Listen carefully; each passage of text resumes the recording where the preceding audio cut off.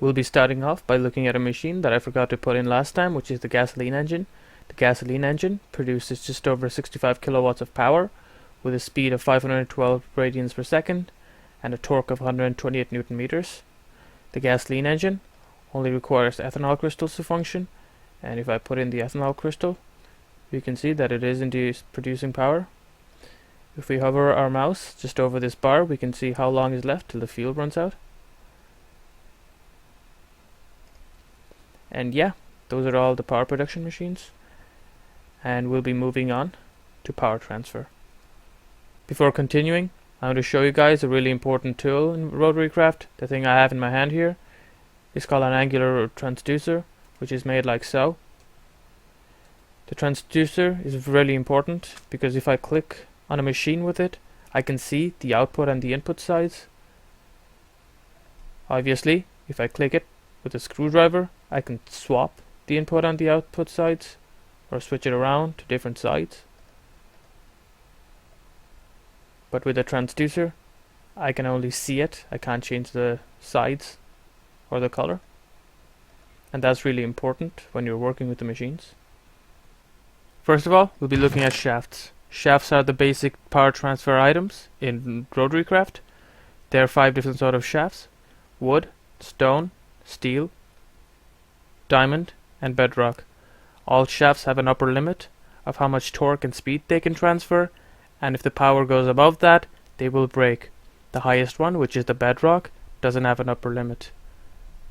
The shafts are made like so, in a work table, and the last 3 you require a mount to make.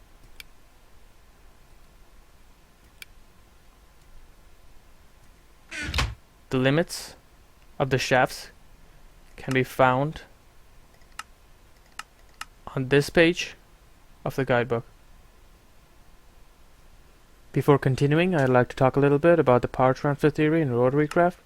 Unlike other mods where power is produced in the form of electricity or steam which is later converted into electricity, power in Rotarycraft is created in the form of pure kinetic energy. Kinetic energy cannot be stored in machines, so it has to be used up immediately. Also, in this mod, the load doesn't matter, the load being machines that take in the power. Even if there is no machines connected to a generator producing power, the machine will keep producing power, and the power, as we see here, it's still being produced, will be lost. Next we have the gearbox. The gearbox, like the shafts, can be used to transport power from one machine to another, but unlike the shafts, the gearboxes can be used to change the proportion of the torque and speed from the power produced. There are 5 different types of gearboxes, and each of the 5 types have 4 strengths: 2-to-1, 4-to-1, 8-to-1, and 16-to-1. Each of them obviously have a different durability, with bedrock having the highest durability and wood having the lowest. They work like so. If you use the 2-to-1 gearbox, you can half the torque or the speed, and you can double the other one. Similarly, if you use the 4-to-1, you can multiply the torque by 4 if you quarter the speed. Gearboxes are very important in Rotarycraft, so I'll show how it's done in great detail. Here we have the wooden 2-to-1 gearbox. Like I said, if you use this, you can half the torque to double the speed, or half the speed to double the torque. I'll show you how it works now. As we can see, the gasoline engine produces this much.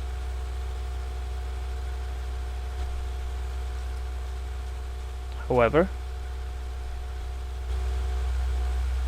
if I use the gearbox, you can see that the torque is doubled and the speed is halved.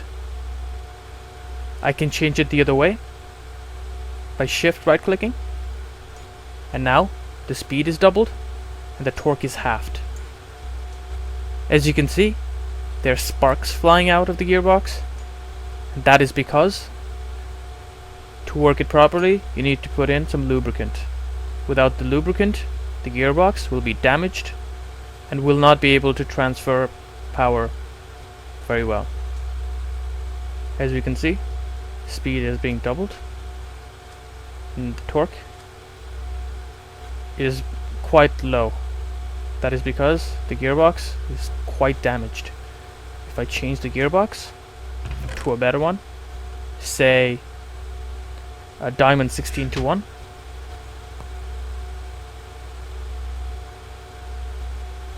and throw in some ethanol,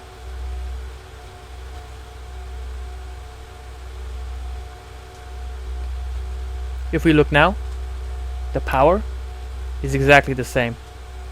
However, the torque is a lot different. Normally, the gasoline engine produces 128 Newton meters of torque, but here it produces around 2 kilonewton meters. As you can see, the sparks, we need to put in lubricant to work it properly. The speed here is 512 radians per second. However, the speed here is 32 radians per second. The speed was divided by 16, and then the torque was multiplied by 16. Gearboxes are quite useful because different machines need different torque or speed, so you can use it to divide it according to the machine itself.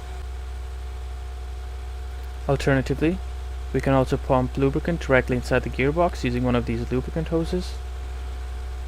As we can see here, now the gearbox is full of lubricant and it stopped being damaged.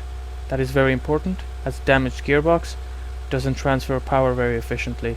And as if we see here, we can see that it's around 13% lower than the maximum power output of the gasoline engine. We can also see the ratio that the power is being divided by and the mode it's on. Right now it's on torque mode, and we can see the torque is the one that is being increased 16-fold, while speed is being decreased 16-fold. If we shift right click, now it's the other way around. Now speed is being increased 16-fold and torque is being decreased 16-fold. As we see, it's not losing power and there are no sparks flying, and that's very important. Next we move on to quite a simple and useful machine, the bevel gear.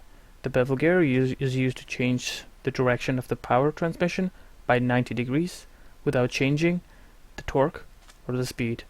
As we see here, the gasoline engine outputs there, and then the bevel gears outputs it here. It changes the power transmission by 90 degrees. If we throw in some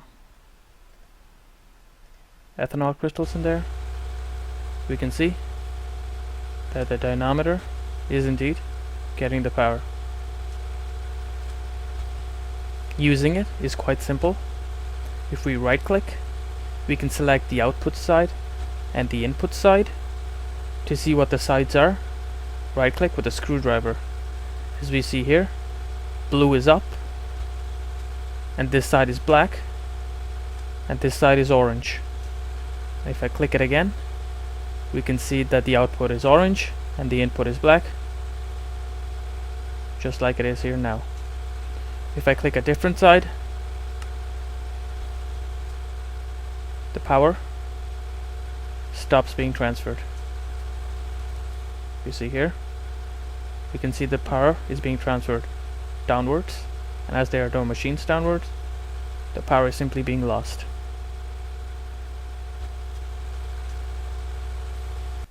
Next we move on to the shaft junction. The shaft junction has two functions. It can either take in the output of two machines and combine them into one output.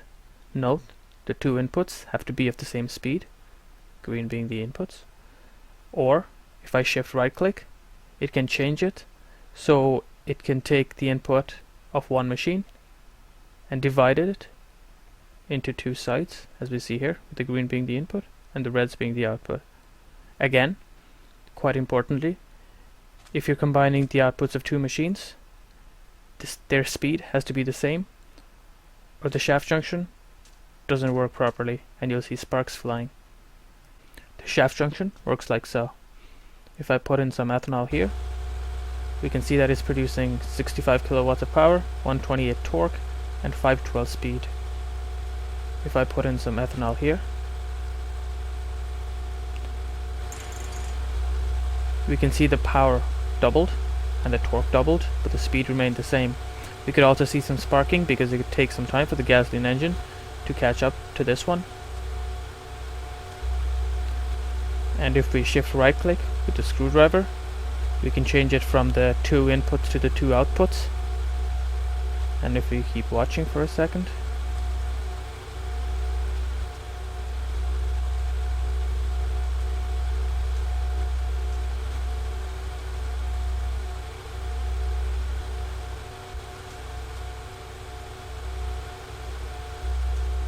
the dynamometer is not working for some reason, but as you can see from the gears inside, they are not spinning, and therefore the power is not being transmitted.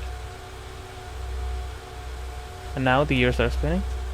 You can see it works.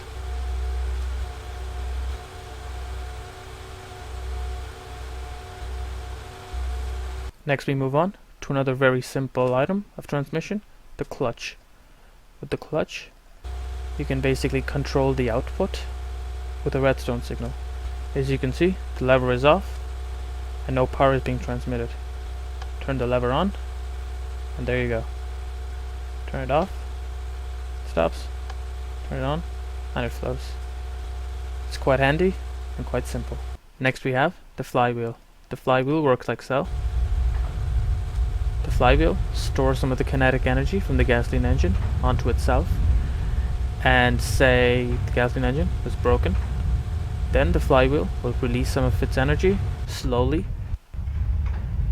Now it doesn't make sense to use the flywheel with the gasoline engine because the power output of the gasoline engine doesn't fluctuate very much, but if you had a fluctuating power source, then the flywheel would be very useful.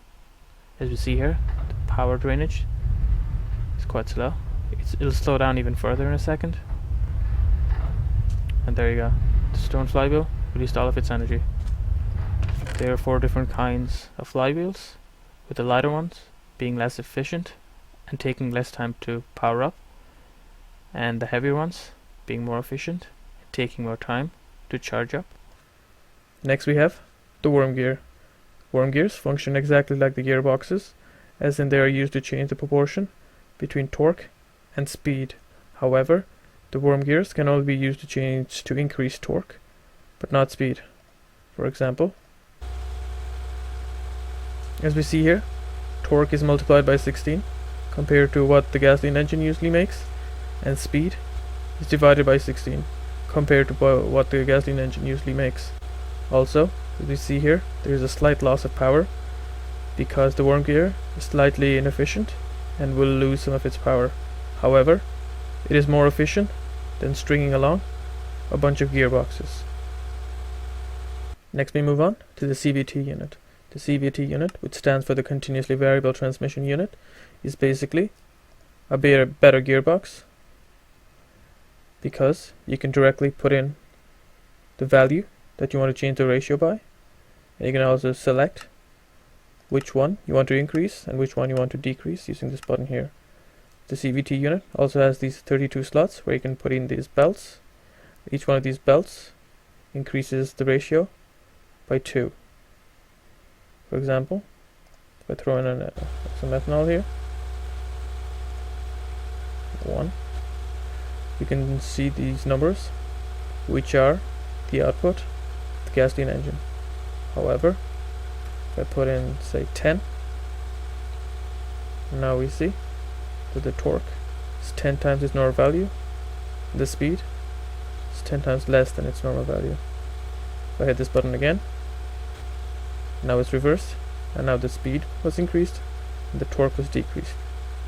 And the power, like always, remains the same, because even if we change the proportion between the torque and the speed, they always multiply out to get the same number, which is power.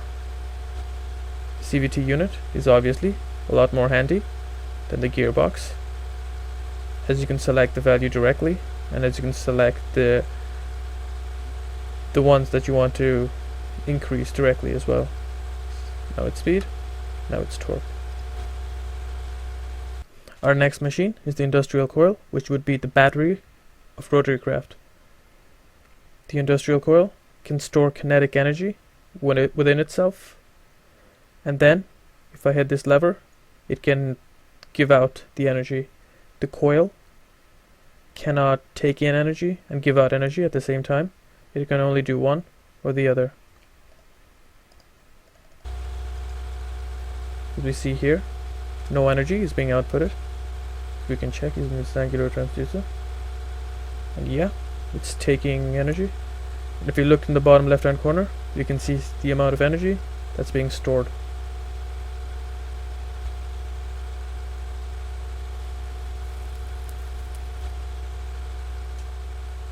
A good analogy for the power in Rotarycraft is to compare it with a bicycle.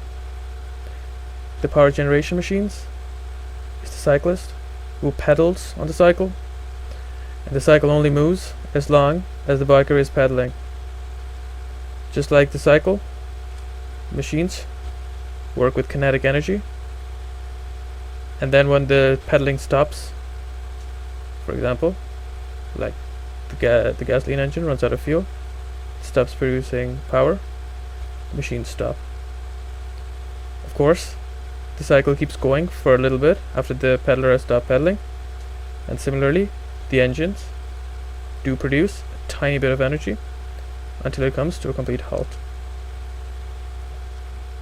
The industrial coil can be thought of as a giant spring, and as the gasoline engine winds it, it stores power. Say if I destroy this now, if I check it with the inducer, stores 14,400. Now if I hit this lever, it gives out the energy. If I check here,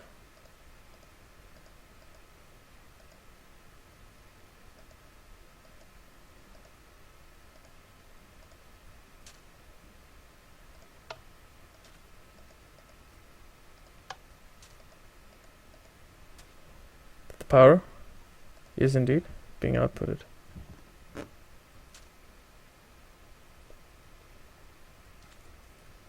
I can change the value from here. Now the speed is higher, the power output is higher, because as always, power is torque multiplied by speed. If I check it with the transducer, you can see that the power is indeed going down. I hit this lever and it stops. Hit this lever and it continues going. If I change it like so, now the power is 10,000 kilowatts, torque is 100, speed is 100. If I check it with the transducer, you can see the energy stored visibly going down. The coil naturally is very handy, as you can use it to store a lot of power from different machines, even ones that give out a very small amount of power. For example, if I used it with the AC engine and left the AC engine going for quite a while, the industrial coil would gather all of its energy, and then I'll be able to output it to any value that I wanted. The industrial coil is one of the best machines that you can get to output power, because you can pick the speed and the torque directly, and that's very helpful. Coming to the end, we have the multidirectional clutch. With the multidirectional clutch, you can choose which side the energy output is by using different redstone signals. For example, if I throw in some crystals now, we see that no power is being outputted. However, if I take a lever there, change the value to 0, let me just check with the transducer. The side, as you can see here, this side is pink, so if I pick pink, you can see that it is indeed outputting power. Now if I deselect it, it should go down. If I wanted, I could also take some redstone, change the value of the redstone input. For example, now the redstone power, as you can see, is 15. So if I go to 15, change it to pink,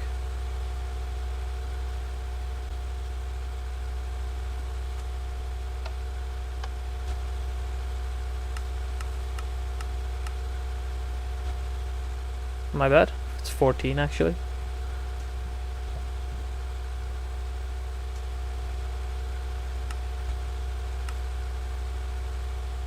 We can see that it does indeed send energy. If I go back to pink, there we go.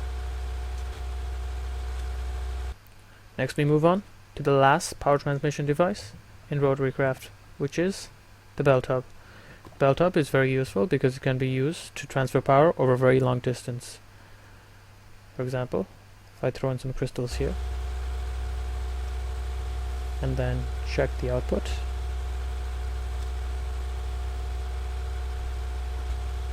if I shift right click, I can change it to input mode, and as you can see, it's spinning.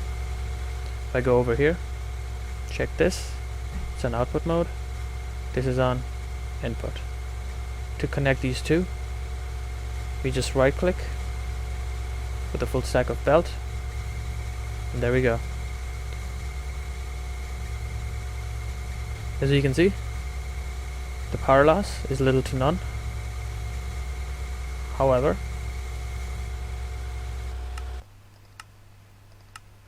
if it's over a very long distance, as it says here, it will start losing power. And the maximum distance it can go is 64 blocks, which is very handy, obviously. And that is the last power transmission device. Next, we go to some of the more basic machines from this mod, specifically the blast furnace and the work table. The blast furnace